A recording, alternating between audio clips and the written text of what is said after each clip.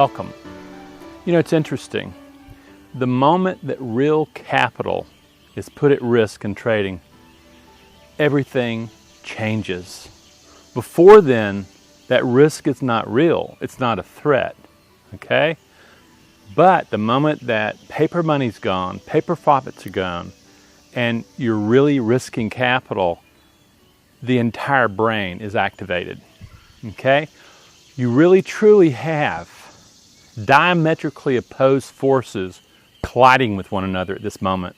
And it's something that traders notoriously haven't figured out how to deal with effectively. Fundamentally, what you're having is you are wanting higher brain function, okay, that neocortex, to produce the logical and rational thinking that allow you to work in probability, to recognize that yes, this is just one trade, it's not that important in the whole overall scheme of things, and la-di-da-di-da, I can manage this, to where you're also activating primitive survival instincts within the brain, in the emotional brain, that doesn't see it that way at all. It sees it as danger, danger, danger, and activates immediately into high alert. Suddenly what you've done is you've triggered the amygdala, which rushes this enormous survival response, and all of a sudden the amygdala is firing hormones and chemistry all over the joint, and what you have is an emotional hijacking. Suddenly the calm emotional mind that you need to be able to trade effectively is gone, is absolutely gone. That's the key. What do traders do? Well, what they do is they try to emotionally control the best way they know how. What do? They resist the emotion. And in resisting that emotion, I'm going to push against it, I'm going to push against it. What they discover is not only does the emotion persist, but it grows stronger. What the trader doesn't recognize is that the emotional brain is really a 600-pound gorilla. And the more you push against it, the more it pushes against you. And it's a mountain, and you're a molehill, and it's not going to work. That's why you keep getting hijacked and hijacked, though you try harder and harder and harder. Okay? You just bring up the dice and make it a bigger bet to the emotional brain because it sees itself in threat, and it overwhelms you. Or, well, we just talked about it, that willpower. I'm going to will myself through this. I'm going to not let this emotion do. The more you do that, the more it grows and takes over. And of course, there's also the deniers, the one that say, you know something, I'm just going to deny it and pretend it's not there, and suddenly they get ambushed. Or the people who just simply say, you know something, I'm going to go do something else. I'm going to distract myself. I'm going to do all sorts of things, and while I'm away, disaster happens.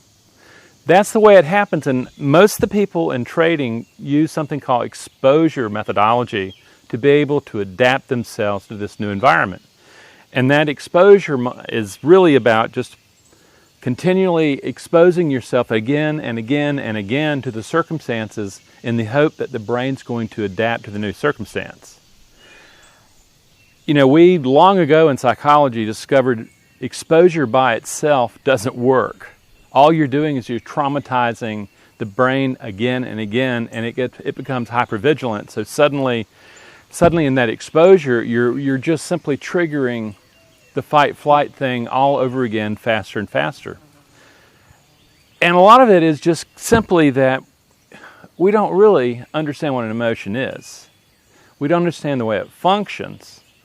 First and foremost, an emotion is not psychological, friends.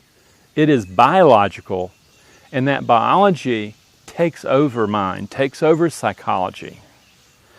Ultimately, what an emotion is, it's actually a biological action potential that helps coordinate action between the environment and the organism, or the markets and the trader. If you begin to understand that, the emotion triggers at particular cues in the environment, like when you're sitting there getting confirmations and you need to be entering, that's a cue. And what happens is the emotional brain is going to view that as, oh, this is danger, danger, danger, because ultimately it's going to go, okay, the moment that I feel uncertain, I feel vulnerable. I'm wired to move from vulnerability to interpret that as threat. And threat activates the fight-flight response, and boom, I'm gone. Okay? That's the wiring you brought to the game. And it's not going to work. Ultimately, you begin to realize, okay, an emotion really is happening in a biological sense, and it's preparing me to interact with the environment, the markets. And it just so happens the emotional brain is predisposed to view uncertainty as a threat to its being. Okay? Unless you know how to manage it. And most traders have really messed up because they're trying to use the resistance, the will, the denial, or the exposure way of dealing with emotions. It doesn't work. Okay? All the brain's doing is what it was designed to do. However, this is something that you can actually get in and change. There is a glitch, okay?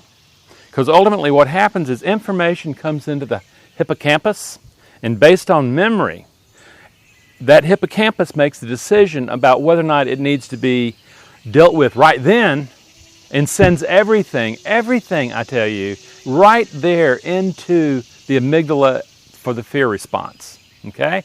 Or if the hippocampus interprets that as not a threat, it sends it to the higher brain centers. That's what you want. That's where all that logic and reason is. So ultimately what we want to do is we want to intervene at when information is coming to the hippocampus, and before it decides that it's going to take the low road to reactivity or the high road to probability management. Friends, this can be taught. You don't have to sit and stay in limbo and simply not know how to deal with the emotions of trading. You can become master of the emotions. So ultimately, what you discover is that the brain itself is all about neuroplasticity. In the same way that modern science knows how to deal with strokes now, where brain areas are damaged, they teach them how to reroute the patterns and organize things so that a person regains functioning. The same concept applies to redesigning the mind. Okay? You can do that. The key is that as you do this, you begin to understand this. Is that ultimately, once you understand that circuitry about what information's coming in from the sensorial modalities, you have to be able to work with that moment where the information hits the hippocampus, and before it's either taking the low road to emotional reactivity or the high road to probability management through logic and reason. And you do that, friends, first by understanding just what we're talking about here. Then the second thing that you do is you also learn how to start manipulating that, how to start working with it differently. You take it off default setting, and you start learning emotional regulation skills. You start recognizing the emotion, being biological, has a breathing signature, it has a tension signature. And by taking control of those voluntary type of operations that are biological and emotional, you learn to alter the emotion. You keep the emotion from growing in intensity so that you no longer have the hippocampus saying, oh, we're going to send this right over the amygdala and we're going to have an emotional hijacking and we're going to go do short-term survival. You are literally taking the survival instincts of the emotional brain, you're calming them down so they don't trigger. Okay, once you do that, and again, that's something we teach. Once you do that, then there's this whole new arena that comes up that we would call applied mindfulness. This is where you begin to learn how to step back out of all the thoughts that you thought you were, and you realize that I and my thinking are not the same. I and my beliefs are not the same. They are just one potential organization of a self that happened. What you're doing is you're going, yeah, it happened historically back when I had nothing to say about it. Here, now, as an adult, you have something to say about it. You begin to say, you know something, I know how to reroute, reprogram the emotional programs of the brain so that I create a new mind from it. Friends, this is the way you do it. The instinctual survival instincts are always going to be there. Your job is to change the programming of the way it's interpreted. That's what can be done, friends. If you want to learn more about how to do that, so that you're not getting hijacked, you're not finding yourself in overtrading, you're not finding yourself in a frenzy, you're not finding yourself fearful of actually taking trades or jumping out of trades because you're fearful that the profits will be taken away. If you want to get past that, come and check us out.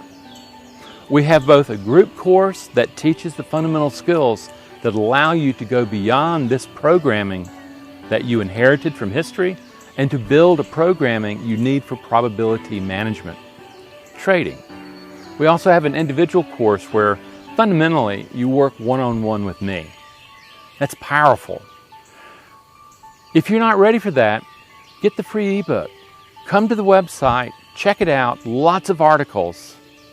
And the one that is also cued to this one video that we're doing right now. Come to some of our webinars that they're free. They really explain this stuff on a deeper level. The main thing is prepare yourself for becoming the designer of the mind that you bring to trading rather than staying stuck with the mind that you've brought into performance right now. Come and learn, friends. Come and learn.